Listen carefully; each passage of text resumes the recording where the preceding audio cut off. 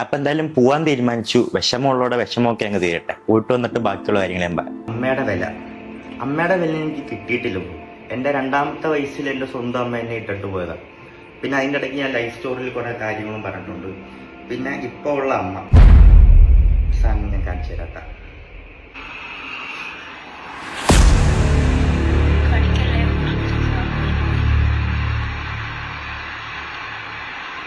ഇതൊക്കെ നിങ്ങൾ പറയുന്ന എടുത്തു വളർത്തിയ മോൻ കണ്ട സാധനങ്ങളാണിത്, മനസ്സിലായത്? അപ്പോൾ ഞാൻ ഇത് കണ്ടിട്ട് മെസ്സേജ് ഇട്ടു. ഇത് കണ്ടു കഴിഞ്ഞാൽ ഋതപ്പൻ്റെ അവസ്ഥ എന്തായിരിക്കും? ഋതപ്പൻ്റെ കൂടെ പഠിക്കുന്നവരാണെങ്കിലും ഇപ്പം മിക്ക പിള്ളേരാണെങ്കിലും പോലും സോഷ്യൽ മീഡിയ യൂസ് ചെയ്യുന്ന ആൾക്കാരാണ് കൂടുതൽ. അപ്പം അതുവരെ കാണുന്നതായിരിക്കും. അപ്പം അവനെങ്ങനെ ഫേസ് ചെയ്യും എന്നുള്ള കാര്യം ഞാൻ അമ്മയെടുത്ത് പറഞ്ഞപ്പോൾ അമ്മ എനിക്ക് തന്ന റിപ്ലൈ, ഞാൻ ചെയ്തതിൽ എനിക്ക് മോശമായിട്ടൊന്നും തോന്നുന്നില്ല, എനിക്ക് അതിൽ നിന്ന് 2.5 ലക്ഷം രൂപ 3 ലക്ഷം രൂപ കിട്ടുന്നുണ്ട്. ഞാനൊന്നും തിരിച്ച് റിപ്ലൈ എടുക്കാൻ പോയില്ല. ഞാൻ അവിടെ വെച്ചിട്ട് ക്ലോസ് ചെയ്തു ആ ചാപ്റ്റർ, മനസ്സിലായി? അപ്പം ബ്രോ പറഞ്ഞ പോലെ എനിക്കൊരു അമ്മയുടെ വില എന്താണെന്ന് മനസ്സിലായിട്ടില്ല. പക്ഷെ സ്നേഹത്തിന്റെ വില എനിക്കറിയാം. എനിക്കത് പറയണമെന്ന് തോന്നി. വീഡിയോ കണ്ടപ്പോൾ എനിക്കതൊന്നും തോന്നിയിട്ട് തോന്നിയേട്ടാ. പിന്നെ ഞാൻ കോട്ടയത്ത് പോയി ഞാൻ ഋതപ്പനെ കണ്ടു. ഋതപ്പന് വേണ്ടിയിട്ടുള്ള കാര്യങ്ങൾ എന്നെ കൊണ്ട് ചെയ്യാൻ പറ്റുന്ന രീതിയിലാണ് ഹാപ്പി ആയിട്ട് ഞാൻ തിരിച്ചു വന്നു. അമ്മേനെ കാണാൻ പറ്റിയില്ല. അമ്മേനെ കാണാൻ ഇപ്പം പറ്റില്ല, ആശുപത്രി എന്നുള്ള രീതിയിൽ പറഞ്ഞു. ആശുപത്രി പോയാലും കാണാൻ പറ്റത്തില്ല എന്ന് പറഞ്ഞു. എന്തായാലും അമ്മയുടെ അസുഖം എന്തായാലും മാറട്ടെ, പ്രാർത്ഥിക്കാം. അതേ എന്നെ കൊണ്ടും പറ്റത്തുള്ളൂ, നിങ്ങളെ കൊണ്ടും പറ്റത്തുള്ളൂ. അത് ഞാൻ ചെയ്യുന്നുണ്ട്. ഞാൻ നിനക്ക് തന്നിട്ടേ ഉള്ളു പൈസ, അതിന് കണക്ക് പറഞ്ഞല്ല. അബദ്ധ ഘട്ടങ്ങളിൽ പോലും ഞാനുമില്ലായിരുന്നു. ഈ അമ്മയും നീ കുറ്റം പറഞ്ഞ നിന്റെ അളിയനും ചേച്ചിയൊക്കെ ഉള്ളായിരുന്നു. ഓരോ കുറ്റത്തിന് പോലീസ് സ്റ്റേഷൻ വരെ കയറി ഇറങ്ങി ഞാനായിരുന്നു. എനിക്ക് ഒരു സ്നേഹവും എനിക്ക് തരണ്ട, എന്നെ വന്ന് കാണണ്ട, ആരുടെ വിഷമം തീർക്കാൻ എന്നെ വന്ന് കാണും. ഇന്ന് വരെ കണ്ടുമില്ല, വിളിച്ചുമില്ല, മിണ്ടിയില്ലല്ലോ. വേണ്ട, ഇനി ഇത് വേണ്ട. എന്നെ വെറുതെ ഈ ഉള്ളവളെ വെറുതെ വിട്ടേക്ക്. ഞാൻ ചത്താലും എന്റെ ശവം പോലും നിങ്ങൾ ആരും വന്ന് കണ്ട് എന്നെ ഒരു റീത്ത് പോലും ആരും സമർപ്പിക്കണ്ട. എന്നെ വെറുതെ വിട്ടേക്ക്, എന്റെ കൊച്ചിന് വേണ്ടിട്ട് തന്നെ. ഇങ്ങനെ ഒരു വീഡിയോ ഞാൻ എടുക്കണ്ട എന്ന് ഓർത്തിരിക്കുമായിരുന്നു. അതായത് ഞാനിപ്പം വയ്യാണ്ട് കിടക്കുമായിരുന്നു. അപ്പോഴാണ് എൻ്റെ വീട്ടുകാർ തന്നെ എൻ്റെ ഒരു വീഡിയോ ശ്രദ്ധയിൽപ്പെടുത്തിയത്. വേറെ ആരുടെയല്ല, കിച്ചു എന്നല്ല യഥാർത്ഥ പേര്, രാഹുൽ ദാസ്. കിച്ചു എന്ന് അവൻ്റെ അച്ഛനും വീട്ടുകാരൊക്കെ ഇട്ട പേരാണ്. ഇപ്പോഴത്തെ പുതിയ വിഷയം, ഞാൻ 1 മാസമായി ക്യാൻസർ ബാധിതയായിട്ട്. അതായത് എല്ലാവരും അറിഞ്ഞിട്ട് ക്യാൻസർ ആണെന്ന് അറിഞ്ഞിട്ട് ചികിത്സ തുടങ്ങിയിട്ട് ഞാൻ കിടപ്പാണ്. നിങ്ങൾക്കറിയാം, ഞാൻ ഈ ICUലൊക്കെ ആയിരുന്നു വന്നാൽ വയ്യാതെ. 1 മാസമായിട്ട് എനിക്ക് സബ്സ്ക്രിപ്ഷനോ ഒന്നുമില്ല. നിങ്ങൾക്ക് എല്ലാവർക്കും അറിയാം. എന്നെ കുറ്റപ്പെടുത്തിയവർ പോലും അവർ ക്ഷമ ചോദിച്ചുകൊണ്ടിരിക്കുന്ന സമയത്ത്, കാരണം ക്യാൻസർ എന്ന് പറയുന്ന രോഗം അങ്ങനെയാണ്. അപ്പം ആ സമയത്ത് ഇത്രയും നാളുമായിട്ട് മിണ്ടാതിരുന്ന കിച്ചു എന്ന രാഹുൽ ഇപ്പോൾ ഒരു വീഡിയോ ആയിട്ട് മുന്നോട്ടിറങ്ങി. പോലും അവർ ക്ഷമ ചോദിച്ചുകൊണ്ടിരിക്കുന്ന സമയത്ത്, കാരണം ക്യാൻസർ എന്ന് പറയുന്ന രോഗം അങ്ങനെയാണ്. അപ്പം ആ സമയത്ത് ഇത്രയും നാളുമായിട്ട് മിണ്ടാതിരുന്ന കിച്ചു എന്ന രാഹുൽ ഇപ്പോൾ ഒരു വീഡിയോ ആയിട്ട് മുന്നോട്ടിറങ്ങിയിരിക്കുന്നു. സബ്സ്ക്രിപ്ഷൻ കൊണ്ടാണ് അമ്മയെ വെറുത്തുന്നു എന്നൊക്കെ പറഞ്ഞു. ഞാനൊരു കാര്യം പറയുന്നു, ഞാൻ എൻ്റെ ജീവിതത്തിൽ എന്ത് തുടങ്ങിയാലും, കിച്ചുവിനെ പരിചയപ്പെട്ടതിനെ തുടർന്ന്, എന്ത് സുചേട്ടൻ മരിച്ചതിനെ തുടർന്ന് എന്ത് തുടങ്ങിയാലും ഞാനത് കിച്ചുവിനെ അറിയിച്ചുകൊണ്ടാണ് ഞാൻ ചെയ്യുന്നത്. തെളിവുണ്ട് എൻ്റെ കയ്യിൽ, ഞാൻ നിങ്ങളെ കാണിക്കാം. കിച്ചു എന്തായാലും എന്റെ ചാറ്റ് പുറത്ത് വിട്ടല്ലോ, അപ്പൊ പിന്നെ എനിക്കും പറയണമല്ലോ, പറയേണ്ട കാര്യങ്ങൾ എനിക്കും പറയണം. ഞാൻ കിച്ചുവിനോട് പറഞ്ഞ സബ്സ്ക്രിപ്ഷന്റെ ചാറ്റ് മാത്രമേ ഞാൻ കാണിക്കുള്ളൂ. കാരണം എന്നെ പറ്റി അതാണല്ലോ പറഞ്ഞത്, സബ്സ്ക്രിപ്ഷൻ ആണല്ലോ ഇപ്പം മെയിൻ പ്രശ്നമായിട്ട് ഇപ്പൊ പറഞ്ഞത്. അപ്പൊ ആ സബ്സ്ക്രിപ്ഷന്റെ ചാറ്റ് മാത്രം ഞാൻ കാണിക്കാം. ഓക്കെ, ഞാൻ കിച്ചുവിനോട് പറഞ്ഞു, ഞാൻ നിങ്ങളെ കാണിക്കാം. കിച്ചു സൺ, ഞാൻ സബ്സ്ക്രിപ്ഷൻ തുടങ്ങി. അപ്പൊ ഒരു സ്മൈലിയുടെ ചിഹ്നം ഇട്ടപ്പോ കിച്ചു ആഹാ. അപ്പൊ ഞാൻ 500 സബ് കഴിഞ്ഞു കേട്ടോ. ആ തുടങ്ങി അന്നാണെന്ന് നിങ്ങൾ ഓർത്തോണം. എന്റെ തുടങ്ങി അന്ന് 500 സബ് കഴിഞ്ഞു കേട്ടോ. അപ്പൊ കിച്ചു എന്താ എന്നോട് പറഞ്ഞ മറുപടി, നിങ്ങൾ മേലെ ഇത് ചെയ്യരുതെന്നല്ല പറഞ്ഞത്, നിങ്ങൾ ഇനി ഇത് ഒരിക്കലും ചെയ്യരുതെന്ന് കിച്ചു അന്ന് എന്നോട് പറയുമായിരുന്നു. മോനെ കിച്ചു, അമ്മ സബ്സ്ക്രിപ്ഷൻ തുടങ്ങത്തില്ലെന്ന്. പക്ഷെ മോൻ എന്നാ പറഞ്ഞെന്നറിയോ, ഗുഡെന്ന്. അതിനുശേഷം ഞാൻ പറഞ്ഞ 600 കഴിഞ്ഞു, 180 രൂപയാണ്. അപ്പൊ കിച്ചു പറയാട്ടാ 180. നിങ്ങൾ കണ്ടോ ചാറ്റ് കണ്ടോ? നിങ്ങൾ ചാറ്റ് കാണും.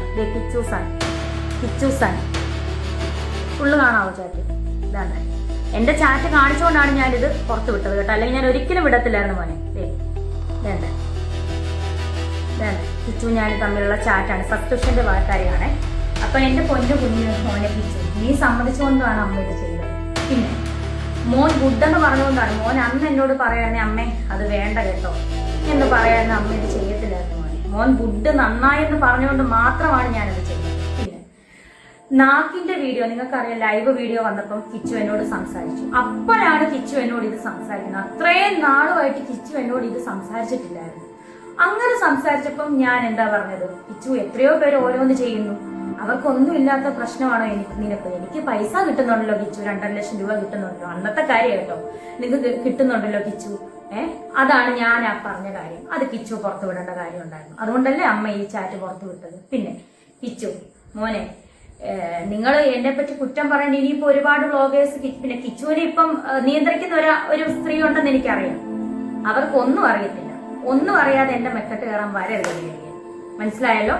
ഒന്നും അറിയാതെ എന്റെ മെക്കെട്ട് കയറാൻ നിങ്ങൾ ദയവേത്. ഞാൻ ക്യാൻസർ രോഗിയാണ്. ഇനിയെങ്കിലും കിച്ചു, ഇനിയെങ്കിലും ഈ അമ്മേനെ വെറുതെ വിട.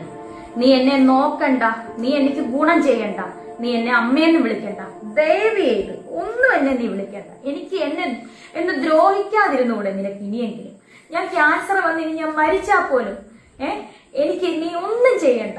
എന്റെ ഋതപ്പൻ, എന്റെ കുഞ്ഞ്, ഞാൻ പ്രസവിച്ച എന്റെ ഒരേ ഒരു കുഞ്ഞ്, നിന്നെ ഞാൻ ആ ഋതപ്പനേക്കാൾ കൂടുതൽ ഞാൻ സ്നേഹിച്ചു. നിന്നെ ഞാൻ ഋതപ്പനേക്കാൾ കൂടുതൽ ഞാൻ നിനക്ക് എന്റെ സബ്സ്ക്രിപ്ഷൻ കിട്ടിയ പൈസ വരെ ഞാൻ നിനക്ക് തന്നു. ഒരുപാട് പൈസകൾ ഞാൻ ഉറക്കമൊളിച്ച്, ഞാൻ ആൽബങ്ങൾ ചെയ്തത്, ഞാൻ ഉറക്കമൊളിച്ച് ഗൾഫിൽ പോയി പ്രൊമോഷൻ ചെയ്തത് എല്ലാം ഞാൻ നിനക്ക് അതിൽ നിന്ന് ഒരു ഓഹരി ഞാൻ നിനക്ക് തന്നിട്ടുണ്ട്. നീ അതെല്ലാം വാങ്ങിച്ചിട്ടുണ്ട്. ആ ചാറ്റുകളെല്ലാം എന്റെ കയ്യിലുണ്ട്. പക്ഷെ ഞാൻ അത് കാണിക്കത്തില്ല കിച്ചു. നീ അല്ല ഞാൻ. നിന്റെ അമ്മ സ്വന്തം പെറ്റതള്ള നിന്നെ ഇട്ടിട്ട് പോയതൊട്ടുള്ള 1.5 വയസ്സുള്ള ഒട്ട കഥകൾ വരെ എന്നോട് നീ പറഞ്ഞു വെച്ചു. കൊല്ലത്തെ വീട്ടിൽ വെച്ച് നീ ചെറുപ്പത്തിൽ അനുഭവിച്ച കാര്യങ്ങൾ വരെ നീ എന്നോട് പറഞ്ഞിട്ടുണ്ട്. ഞാൻ അതൊന്നും ചെറുപ്പത്തിൽ അനുഭവിച്ച കാര്യങ്ങൾ വരെ നീ എന്നോട് പറഞ്ഞിട്ടുണ്ട്. ഞാൻ അതൊന്നും പുറത്തു വിടുന്നത് കഴിച്ചു. ഞാൻ അങ്ങനത്തെ ഒരു അമ്മയല്ല, ഞാൻ അങ്ങനത്തെ ഒരു സ്ത്രീയല്ല.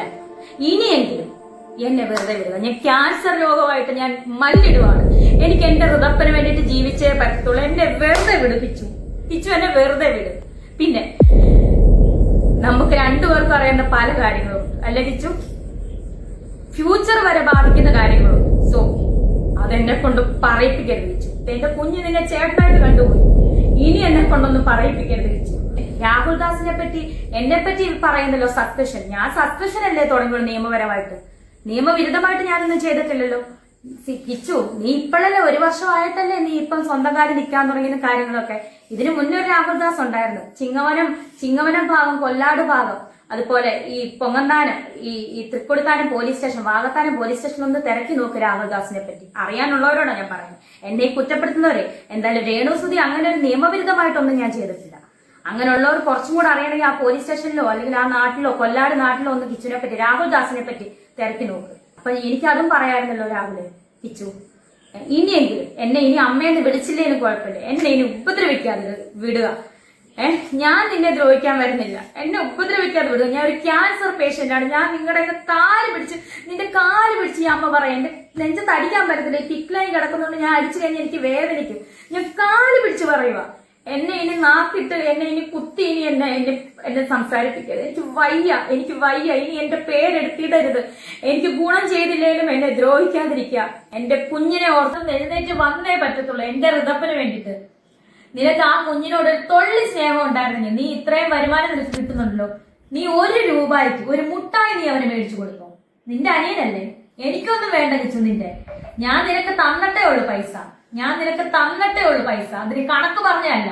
അമ്മയ്ക്ക് പറയാണ്ട് ഒരുപാട് കാര്യങ്ങൾ, തെളിവ് സഹിതം കാര്യങ്ങൾ അടക്കും. ഇപ്പൊ മോൻ സ്നേഹം കാര്യങ്ങളും ഒക്കെ ആയിട്ട് അച്ഛന്റെ കാര്യങ്ങളൊക്കെ പറഞ്ഞ് മോഷണം കാര്യങ്ങളൊക്കെ ആവുന്നുണ്ട് പല ആളുകൾ. മോന്റെ വോയിസ് റെക്കോർഡും കാര്യങ്ങളും ഇപ്പോഴും നമ്മുടെ ചേട്ടൻ അളിയന്റെ ഫോണിനകത്ത് ഇപ്പോഴും കിടപ്പുണ്ട്. പഴയ റെക്കോർഡുകൾ, അച്ഛന്റെ മോന്റെ സംഭാഷണങ്ങളൊക്കെ. മോൻ ഈ കാണിച്ച അമ്മയുടെ ചാറ്റ് പുറത്തു വിട്ട പോലത്തെ അങ്ങനത്തെ ഒരു മനസ്സുള്ളവരാണ് ഞങ്ങളൊക്കെ. അതും പുറത്തു വിടത്തില്ല മോനെ. ഞങ്ങൾ ഇതൊന്നും ചെയ്യുന്നില്ലല്ലോ. എന്നിട്ട് ഇനിയെങ്കിലും എന്നെ വെറുതെ വിടാൻ മേലെ. ഞാനൊരു ക്യാൻസർ പേഷ്യന്റ് അല്ലേ. ഇനിയെങ്കിലും എന്നെ ഒന്ന് വെറുതെ വിടാൻ മേലെ. 11 വയസ്സിലെ സുധിച്ചേട്ടൻ അന്ന് ശ്വാസിൽ വെച്ച് എന്നെ ഏൽപ്പിച്ചപ്പം ആരുമില്ലായിരുന്നു മോന്. മോനൊരു പ്രാവശ്യം അച്ഛനോട് വഴക്ക് പിടിച്ച് കൊല്ലത്ത് പോട്ടെ എന്ന് പറഞ്ഞ് ഫോൺ വിളിച്ച് ഓർക്കുന്നുണ്ടോ? അന്ന് അവരെന്തുവാ പറഞ്ഞ മോനെ, ഇങ്ങോട്ട് വരണ്ട, അവിടെ അച്ഛന്റെ അമ്മയുടെ കൂടെ നിന്നാ മതി. ഇതൊക്കെ മോനെ എനിക്ക് ഓർമ്മയുണ്ട്. പക്ഷെ മോൻ അതൊന്നും ഓർമ്മ കാണത്തില്ല. ആപത്ത് ഘട്ടങ്ങളിൽ പോലും ഞാരുമില്ലായിരുന്നു. ഈ അമ്മയും നീ കുറ്റം പറഞ്ഞ നിന്റെ അളിയനും ചേച്ചിയൊക്കെ ഉള്ളായിരുന്നു. ഓരോ കുറ്റത്തിന് പോലീസ് സ്റ്റേഷൻ വരെ കയറി ഇറങ്ങി ഞാനായിരുന്നു. വേറെ ആരെങ്കിലും ഇപ്പൊ നിന്നെ ഈ കൊണ്ടു നടക്കുന്നവരാരും ഇല്ലായിരുന്നല്ലോ ഒന്ന്. ഇനി എന്നെ കൊണ്ട് പറയിപ്പിക്കലിച്ചു. ഇനി ഇതിൽ കൂടുതൽ എനിക്കൊന്നും പറയാനില്ല. ഇനി എന്നെ വെറുതെ വിടുക. ഇത് നിന്നെ പറ്റിയുള്ള എന്റെ ലാസ്റ്റ് വീഡിയോ ആയിരിക്കും. ഇതൊക്കെ ലാസ്റ്റ് വീഡിയോ ആയിരിക്കണം. നിന്നെ പറ്റി, ഈ രാഹുൽ ദാസിനെ പറ്റി അല്ലെങ്കിൽ കിച്ചുവിനെ പറ്റിയുള്ള ലാസ്റ്റ് വീഡിയോ ആയിരിക്കണം ഇതെന്റെ. ഇനി എന്നെ കൊണ്ട് വീഡിയോ ഇടിപ്പിക്കരുത് കിച്ചു. എനിക്ക് വയ്യ. ഞാനൊരു ക്യാൻസർ പേഷ്യന്റ് ആണ്. ഒരു ക്യാൻസർ രോഗിയായിട്ടുള്ള ഒരാളുടെ മനസ്സ് എത്രത്തോളം വേദനിക്കുന്നുണ്ടെന്ന് നിങ്ങൾക്കറിയാം. ഡോക്ടേഴ്സ് ഇപ്പോഴും പറഞ്ഞിട്ടുള്ളത് എന്റെ മനസ്സിനെ വേദനിപ്പിക്കരുതെന്നാണ് ചേച്ചിയോടൊക്കെ പറഞ്ഞിട്ടുള്ളത്. നിങ്ങൾ ഉദ്ദേശിക്കുന്ന പോലെ അല്ല എന്റെ അസുഖം. നിങ്ങൾ ഓർത്ത ക്യാൻസർ, ബ്രസ്റ്റ് ക്യാൻസർ, അതല്ല എന്റെ അസുഖം. നിങ്ങൾക്ക് എന്റെ സ്റ്റേജും കാര്യങ്ങളും ഒന്നും അറിയത്തില്ല. ഡോക്ടേഴ്സ് എത്ര ശതമാനമാണ് എന്നെ രക്ഷിച്ചെടുക്കാന്നുള്ള ചാൻസ് പോലും നിങ്ങൾക്ക് ആർക്കും അറിയത്തില്ല. അറിയാതാണ് നിങ്ങൾ ഈ സോഷ്യൽ മീഡിയയിൽ കിടന്ന് എന്നെ കുറ്റപ്പെടുത്തുന്നത്. ഞാൻ ഇത്രയും പറയത്തില്ല. ഞാൻ ഇവിടെ കിടക്കുമായിരുന്നു. ഇത്രയും ഞാൻ പറയത്തില്ലായിരുന്നു. പക്ഷെ നിങ്ങൾ എന്നെ കൊണ്ട്, കിച്ചു എന്നെ കൊണ്ട് ഇത് പറയിപ്പിച്ചു. ഇനിയും ഇത് കിച്ചുവിനെ പറ്റിയുള്ള എന്റെ ലാസ്റ്റ് വീഡിയോ ആയിരിക്കണം. എന്നെ നീ എനിക്ക് ഒരു സ്നേഹവും എനിക്ക് തരണ്ട. എന്നെ വന്ന് കാണണ്ട. ആരുടെ വിഷമം തീർക്കാൻ എന്നെ വന്ന് കാണും. ഇന്ന് വരെ കണ്ടുമില്ല, വിളിച്ചുമില്ല, മിണ്ടിയില്ലല്ലോ. വേണ്ട, ഇനി ഇത് വേണ്ട. എന്നെ വെറുതെ വിട്ടേക്ക്. ഈ ഉള്ളവളെ വെറുതെ വിട്ടേക്ക്. ഞാൻ ചത്താലും എന്റെ ശവം പോലും നിങ്ങൾ ആരും വന്ന് കണ്ട് എന്നെ ഒരു പോലും ആരും സമർപ്പിക്കണ്ട. എന്നെ വെറുതെ വിട്ടേക്ക്.